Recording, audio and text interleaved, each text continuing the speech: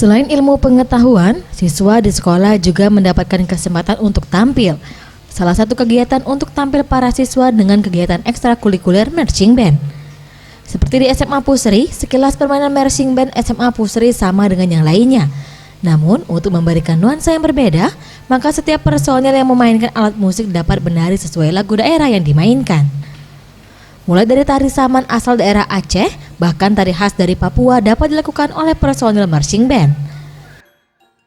Ketua Yayasan SMA Pusri Zulkifli Yamin mengatakan, untuk setiap penampilan yang dimainkan memang diwajibkan diisi lagu dan tari khas daerah Indonesia. Hal ini dilakukan untuk mengenal dan melestarikan kebudayaan setiap daerah ke para siswa. Dari keistimewaan dalam marching band, berbagai prestasi sudah didapatkan oleh marching band ini, mulai dari tingkat kota, provinsi, dan nasional.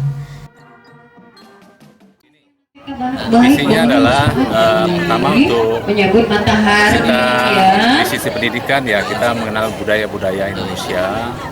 Kemudian di sisi kita juga mengenalkan sekolah kita USPP yang selama ini berada di dalam lingkungan PT Pusri. Kita beralih ke daerah Sungai Batang ya, seperti itu. Dan kita kan mempunyai sekolah dari TK, SD, SMP, dan SMA. Sementara itu Nabila, salah satu personel marching band mengaku cukup sulit untuk menyatu bersama para pemain lain, memainkan alat musik dan menari. Namun berkat latihan dan arahan pelatih, hal ini dapat dilakukan bersama dengan selalu menjaga kekompakan bersama personel lainnya. Bagian lagi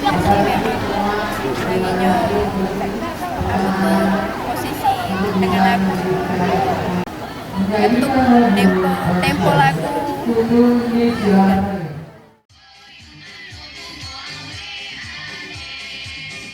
Tim Liputan Sriwijaya TV.